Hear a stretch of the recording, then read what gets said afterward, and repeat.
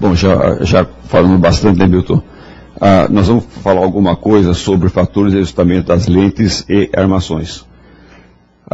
Porque, como comentei no começo, antes de falar a minha parte, normalmente, se nós fazemos uma boa refração e uma montagem inadequada, nós vamos ter um óculos em más condições de uso. Então, nós temos que lembrar que na refração, nas autometropias, quanto maior a correção, maior é a aberração. A prescrição prescrita tem que ter pequenos erros, né? E quanto menor o erro, menor é o transtorno gerado com a lente prescrita. A miopia de 6 a 10 é alta miopia, tem que ser muito bem controlada, muito bem dado o grau para poder ter a correção correta. Estava conversando com um colega nosso, Márcio, que perguntando sobre quanto grau que dá. No míope, assim como no astigmatismo miópico, dá o menor grau possível, capaz de dar uma melhor condição visual. Nunca dá um grau com a maior correção. A maior correção dá transtorno de adaptação nos óculos. Sempre dá a menor correção com uma cuidado visual adequada para o paciente. Então, de 6 a 10 nós temos miopia alta, acima de 10 miopia extrema. Geralmente, a cuidado visual, geralmente ela não chega a 20/20, né? E nós vamos lembrar que tem os prismas de base nasal que dão assim um retardamento da presbiopia. Na hipermetropia, maior do que 5 dioptrias também nós podemos ter transtorno nas correções. A espessura do centro ela é maior, as bordas finas devem ter uma espessura menor. E no astigmatismo, acima de 5 também as distorções são muito grandes se a montagem não for feita de maneira adequada. O astigmatismo pode ser frequentemente irregular, diminui com baixa acuidade visual e ambliopia meridional. No astigmatismo nós podemos ter uma influência de um retardamento na adaptação por uma lisiconia meridional e uma correção prévia inadequada. No astigmatismo, o cilindro total nunca ele é bem tolerado, principalmente no início da correção. Então nós procuramos prescrever o cilindro parcial mais o equivalente esférico, principalmente nas primeiras correções. Ao fazer um óculos, nós temos que lembrar que o óculos ele tem diversas partes. Então, a parte das lentes, que é a parte principal, mas tem que ter todos os adicionais de maneira correta. Então, a ponta tem que ser colocada de uma maneira confortável sobre o nariz, as hastes têm que ser colocadas de maneira confortável atrás da orelha, para que o indivíduo possa usar de uma maneira bem confortável. Nunca é recomendável usar a armação muito grande, porque a armação muito grande dá muito desconforto e dá muita distorção de imagem. O Dr. Ricardo Ura sempre comenta que quando nós começamos a oftalmologia há algum tempo atrás, na época utilizava-se óculos com armação muito grande. E os óculos muito grandes, eles davam um desconforto muito grande pelas aberrações laterais, principalmente nos altos míopes. Estava falando de você, Ricardo, aqui sobre as correções, né? E atualmente, felizmente, as armações são armações pequenas que dão condição de cortar a lente na posição adequada para dar, assim, a retirada daquela aberração periférica que a lente pode fornecer. A finalidade das correções é a correção, então, das ametropias, com segurança, proteção contra raios ultravioletas e para aliviar os sintomas de fotofobia. Os materiais que nós temos, eu não vou comentar um a um, porque nós temos o de vidro cristal, que é melhor qualidade de ótica, mas temos outros materiais que são bem, assim, compatíveis. E lembrar que quanto maior o índice de refração do material, mais fino ele fica. Então isso é muito usado para película de bifocais ou para lentes multifocais, que é para poder dar uma condição melhor. Os materiais, então, a gente procura fazer o mais leve e o mais fino possível. Vou passar por cima também aqui direto. E as lentes nós temos que colocar que elas têm as maiores vantagens de um custo menor. Eu vou só passar mais reto aqui. Então foi comentado pela Daiane o tipo de endurecimento, antirrisco, antirreflexo, né?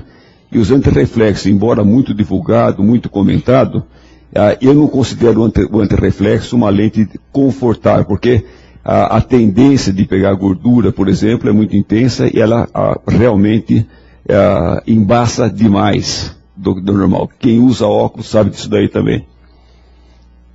Vamos ver um novo tipo da lente aí que está saindo agora, se é realmente uma lente confortável. Mas o antirreflexo tem a vantagem, né, de você não perceber quase nada com a lente. Então, para poder uma coisa melhor. Lembrar que nas lentes de miopia, as lentes são esféricas negativas, elas diminuem a espessura utilizando a parte mais central. Se usa a parte periférica, então, como estava comentando, vai dar uma distorção muito grande. Então é melhor aros pequenos, né, e lentes de alto índice para ter uma espessura reduzida também. Então, mostrando como fica, né, um óculos com armação grande, uma armação pequena, a diferença da distorção de imagem é muito grande, quer dizer, utiliza só essa parte aqui, e aqui então, numa condição mais adequada. Então, aqui também uma lente mais espessa na região periférica, com uma armação maior, uma armação menor, com uma lente de alto índice, melhora a qualidade óptica, né? E como ficaria então uma lente normal e uma lente com alto índice para dar uma condição melhor de uso para o paciente. As lentes positivas para hipermetropia, então, aumentam a imagem, passando na região central, então utilize também lentes de alto índice para reduzir a espessura da lente, reduzir o peso e a espessura central. Então, alto índice aqui sempre é aconselhável. Então, como fica uma lente normal e uma lente de alto índice de 1,7, 1,8, 1,8, é quase um índice de melhores condições. Então, mostrar a condição, né, com alto índice aqui na região central. E aqui a parte do nariz do indivíduo que tem aquela parte da haste que pega aqui nessa região. Se nós então deixarmos em condições, uma lente em condição normal, vai ferir o nariz, né? Então, procurar colocar aquela parte central da ponta em melhores condições. É importante a medida da análise pupilar, ser feita de maneira correta, pode ser feita com o pupilômetro tangencial, pode ser feita com uma régua milimetrada, então sempre medir a distância naso-pupilar de um lado e de outro. Sempre existe uma pequena simetria. Você vê que aqui dá mais ou menos 30, quase 29 para 30, e aqui dá em torno de 28 para 29. Né? Sempre tem uma pequena diferença de um olho para o outro. E o pupilômetro tangencial é o que mede em melhores condições. O centro óptico, que nós procuramos então com o eixo visual centrado, normalmente o indivíduo sente-se bem, o centro óptico fora da posição normal vai dar um efeito prismático, e esse efeito prismático para lentes positivas e para lentes negativas, ele vai dar uma colocação de imagem de uma maneira inadequada. Então sempre a centralização no centro óptico é importante. Às vezes fazemos um deslocamento para jogar o efeito prismático mais de um lado ou do outro, mais para a região medial ou lateral, para dar uma condição de uso melhor. Né? Então na montagem da lente, sempre buscar, lembrar que a lente negativa, ela retarda a presbiopia, porque ela faz com que a imagem na região central desloque-se mais nasalmente e retarda a presbiopia. Então, indivíduos com mais ou menos 4, 5 graus de miopia, maiores de miopia, têm um retardamento da sua presbiopia de maneira mais intensa, que o Dr. César vai falar sobre isso aí também na sequência. Então, a forma de centração, a forma de Prentice, né, que é a dioptria prismática, a dioptria da lente, e a dioptria da descentração em centímetros. Então, uma lente de 5 dioptrias com descentração de 7 milímetros vai dar um efeito prismático de 3,5 dioptrias. Isso é muito desconfortável se o indivíduo tiver um grau aumentado, como aqui, por exemplo, né? 5 dioptrias com descentração muito grande, vai dar um efeito prismático, um desconforto muito grande, vai dar então um tipo de uma astenopia, uma sensação de desconforto muito grande. A distância nasopupilar deve ser medida de longe e de perto para lentes multifocais, né? Então, essa é uma foto clássica do indivíduo, então, dependendo da maneira como ele anda, deve ser feita a medida correta. Para esse paciente é uma medida, para esse paciente é outra, para esse paciente é outra medida, né? Então, cada um deles tem que ter a condição de uso da sua melhor condição, né? E procurar eliminar o efeito paralaxe para poder fazer a medida de maneira da maneira correta. Existe essa tabela para mostrar então a distância entre centros ópticos ou intercentros ópticos, né? Que para perto nós sempre fazemos uma redução de aproximadamente 4 dioptrias, porque quando olha para longe, nós temos uma DP, por exemplo, de 6 a 2. Quando olha para perto, reduz em torno de 4 dioptrias. Mas dependendo, se nós usamos a 30 centímetros, 35 centímetros ou 40 centímetros. Então, quem tem uma DP de 6 a 2, se olha a 30 centímetros, vai ter uma DP de 57. Se olha a 35 centímetros, vai ter 58. Se a 40 centímetros, 58,5. Então, isso é importante saber qual a posição que o indivíduo vai olhar, qual a condição que vai olhar, se é mais em computador, se é mais para leitura, se é mais uma distância para uma mesa mais extensa. Então, saber para poder fazer essa tabela de maneira mais correta. Então, medir a DNP, como foi falado da vez passada, direita e esquerda, né? Porque se nós descentrarmos, quer dizer, então nós podemos fazer, então, cair na posição incorreta a visão para perto. Aqui, então, do olho esquerdo, olhando para a região central, e o olho esquerdo na posição correta. Então, a centralização é importante que seja feita de uma maneira melhor. A marcação da lente, a Daiane já mostrou para vocês como é feita, né? Então, é importante saber a distância nas pupilares, então, de longe e de perto, né? Aqui é um gabarito para fazer a medida da lente de maneira correta, colocar